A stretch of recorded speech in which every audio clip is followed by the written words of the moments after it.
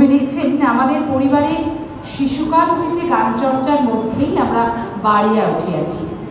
আমার পক্ষে তাহার একটা সুবিধা এই হয়েছিল, অতি সহজেই গান আমার সমস্ত প্রকৃতির মধ্যে প্রবেশ করিয়াছিল। 1819 সালে রবীন্দ্রনাথ নিজের লেখা নয়ন তোমারে পাই না দেখিতে গানটি মহর্ষি দেবেন্দ্রনাথকে শুনিয়ে 500 টাকা পুরস্কার পান। সত্যিই তো, তাই তো তার কাছ থেকে আমরা এমন সম্পদ সংগ্রহ করি, আমাদের নিজেদের সঞ্চয়ে রাখি, যা কখনো শেষ হওয়ার নয়। এবারে আমরা একটু স্বাদ বদল করবো, শুনবো কবিতা আবৃত্তি দীপশিখা চৌধুরী। মঞ্চে দীপশিখা চৌধুরী তার কবিতা আবৃত্তি নিয়ে। এরপরে শ্রুতি নাটক। যারা আছেন অংশগ্রহণ করছেন তাদের বলবো প্রস্তুত থাকতে। স্মরণে মননে স্মৃতিতর্পণে বারংবার তোমাকে প্রণাম হে মহাজীবন। আমার নিবেদন রবীন্দ্রনাথ ঠাকুরের আমি। আমার চেতনার রঙে পান্না হলো সবুজ, চলে উঠল রাঙা হয়ে। আমি চোখ মেললুম আকাশে, জ্বলে উঠল আলো পূবে পশ্চিমে। গোলাপের দিকে চেয়ে বললুম, সুন্দর সুন্দর হলো সে। তুমি বলবে, এ যে তত্ত্ব কথা, এ কবির বাণী নয়। আমি বলবো, এ সত্য, তাই এ কাব্য। এ আমার অহংকার, অহংকার সমস্ত মানুষের হয়ে। মানুষের অহংকার পটে বিশ্বকর্মার বিশ্বশিল্প।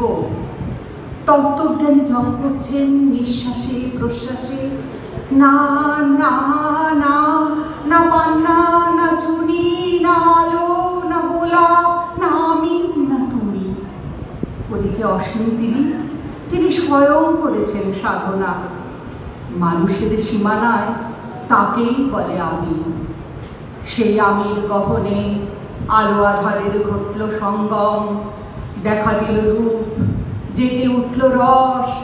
না কখন ফুটে উঠে হলো হ্যাঁ, মায়ার মন্ত্রে, রেখায় রঙে, সুখে দুঃখে। একে বলো না তত্ত্ব, আমার মন হয়েছে পুলকিত।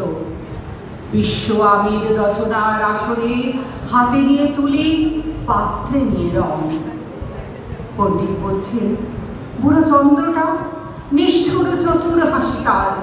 মৃত্যুদূতের মতো উড়ি বেড়ে আসছে সে পৃথিবীর পাঁজরের কাছে। একদিন দেবে চরম টান তার সাগরে পর্বতে। মর্তলোকে মহাকালের নূতন খাতায় পাতা জুড়ে নামবে একটা শূন্য। গিলে ফেলবে দিন রাতের জমা খরচ। মানুষের কীর্তি হারাবে অমরতার ভান। তার ইতিহাসে লেপে দেবে অনন্ত রাত্রির কালি। বুড়ো চন্দ্রটা মানুষের যাবার দিনের মন বিশ্ব থেকে নিকিয়ে নেবে রং।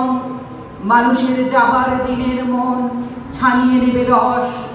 শক্তির কম্পন চলবে আকাশে আকাশে, জ্বলবে না কোথাও আলো। বিনাইনে সবাই যন্ত্রীর আঙুল নাচবে, বাজবে না সুর।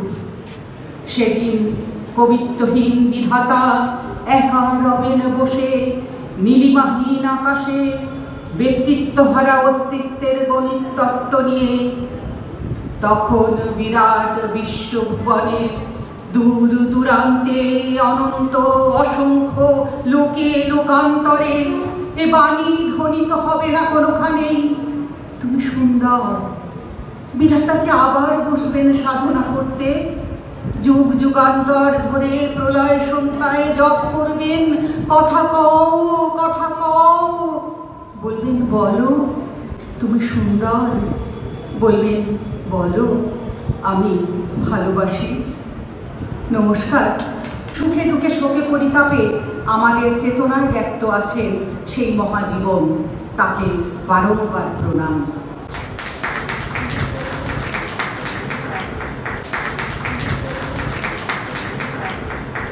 একদম তাই।